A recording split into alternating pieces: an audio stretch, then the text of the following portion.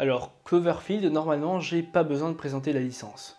Tout a commencé en 2008 avec un film de Matt Reeves, produit par Bad Robot, la société de J.J. Abrams. Pour ceux qui ne connaîtraient pas, c'est un film montrant une attaque se déroulant à New York, filmé et donc vécu du point de vue d'un groupe de jeunes.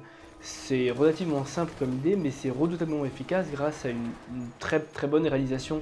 En fait, Matt Reeves a vraiment réussi son coup avec une caméra très proche des personnages qui eux-mêmes ont des comportements assez réalistes. Et ça avait fait le buzz en fait avec sa manière originale de filmer le tout en shaky cam amateur, et ça parvenait bien à créer une bonne tension venant du fait que tout était imprévisible.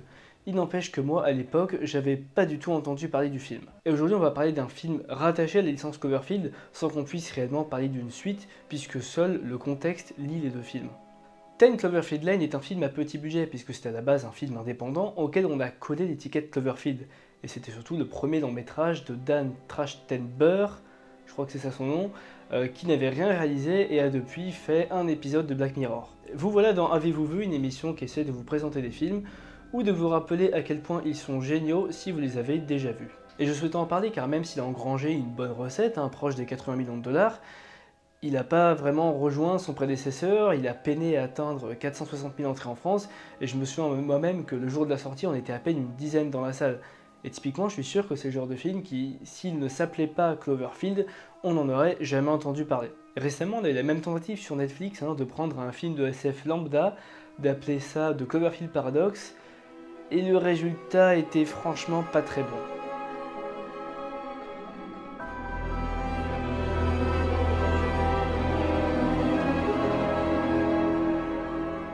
Pour en revenir à 10 Cloverfield Lane, c'était une vraie claque.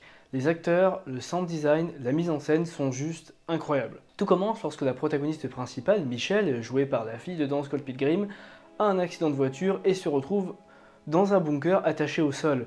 À ce moment-là, Howard, un mec absolument flippant incarné par John Goodman, lui annonce qu'il y a eu une attaque sur les États-Unis et donc qu'il l'a récupérée pour la sauver.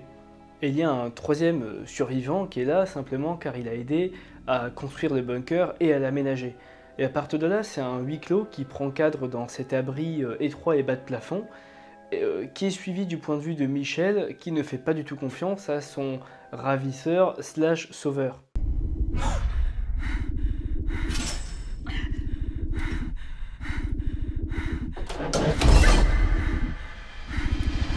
What are you gonna do to me?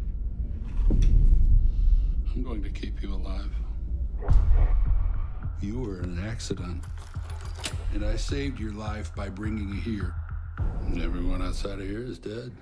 Toute la tension vient du personnage de John Goodman. C'est un survivaliste qui a vraiment pris au sérieux l'éventualité d'une attaque sur les États-Unis.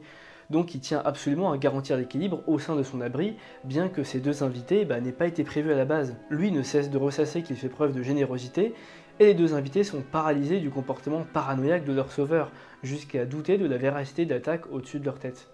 Tout n'est que spéculation, et ça repose sur une des meilleures peurs qui affectent les humains, et qu'on peut représenter au cinéma, la peur de l'inconnu. Michel se demande ce qu'elle fait là, dans combien de temps elle pourra sortir, ce qu'il est advenu de sa famille, et surtout, si tout est vrai. Du coup, il va entreprendre des actions pour en savoir plus, ce qui ne va faire que renforcer la peur de Howard, et donc ses actions répréhensibles. What was that? Quiet.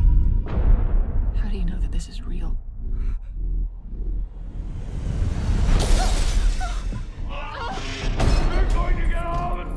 Pour moi, ce film est un petit bijou en dehors de l'univers Cloverfield.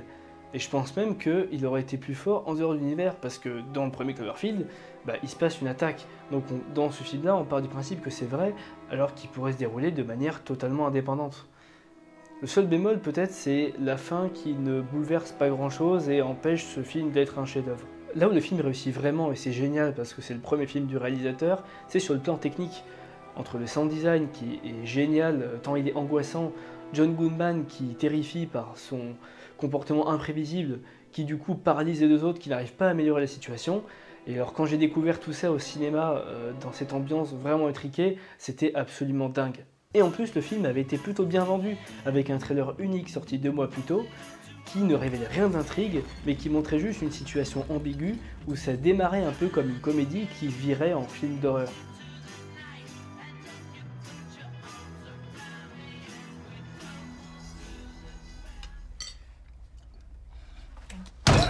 exactly do you think you're doing? I'm asking for pepper. Like hell you were. What was that? I don't know what you're talking about, You Howard. trying to insult me? Here in the shelter that I built that's keeping you alive? You don't think I see what you just did?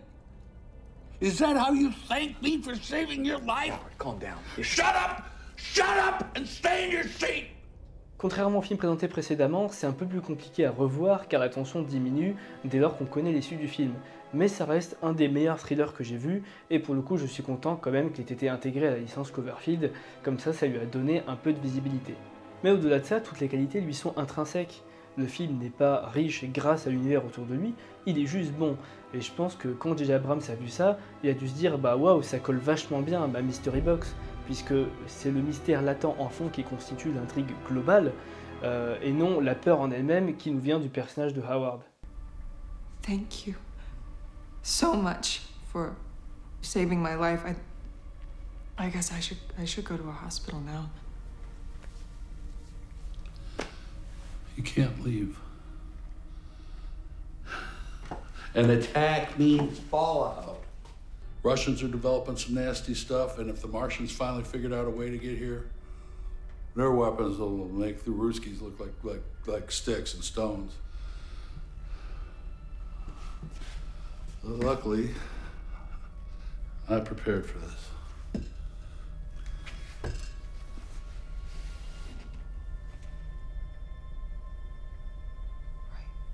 Alors une petite anecdote intéressante par exemple, bon ça va être un léger spoil, c'est que le personnage de John Goodman a une barbe, et à un moment donné il apparaît rasé.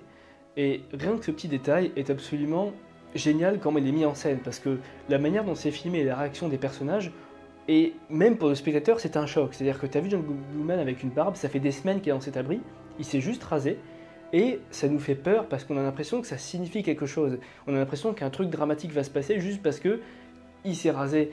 Et voilà, c'était juste un petit exemple pour illustrer à quel point le souci du détail fonctionne dans ce film pour créer la peur de l'inconnu. Parce que là on se dit juste, waouh, il s'est rasé, et ça n'a aucun sens. Mais voilà, ça spoil rien en vrai, mais c'est juste pour vous montrer quel genre de détail arrive à fonctionner, et je trouve ça absolument génial. You think I sound crazy? It's amazing. You people, you wear helmets when you ride your bikes, you have seat belts in your cars, you have alarm systems to protect your homes. But what do you do when those alarms go off? Crazy is building your ark after the flood has already come. Je ne peux malheureusement pas en dire autant pour Cloverfield Paradox, qui est un film de SF assez lambda et qui vient apporter des réponses à l'univers Cloverfield. Ce qui n'est pas forcément ce que tu veux faire lorsque tu es dans un univers J.J. Abrams avec une Mystery Box. Parce que la Mystery Box, c'est marrant de regarder les facettes, hein, puis une fois que tu l'as ouverte, bah t'es déçu. Et il le sait, J.J. Abrams, parce que c'est comme ça qu'il conçoit ses films et ses séries. On est forcément déçu de la résolution du mystère. Ceci dit, moi ça me plaît bien, et notamment si vous êtes fan de SF, je vous recommande la série Fringe. Je pense que l'effet Cloverfield a suffisamment buzzé pour que ce film ait de la visibilité. Néanmoins, il fallait que ça sorte. C'est vraiment un excellent thriller, et du coup j'en attends énormément de ce réalisateur, notamment pour sa mise en scène et la direction d'acteur. Comme d'habitude, si vous partagez la vidéo, c'est sympa, et n'hésitez pas à découvrir les autres épisodes qui vont s'afficher dans 5 secondes. Et je vous dis à la semaine prochaine.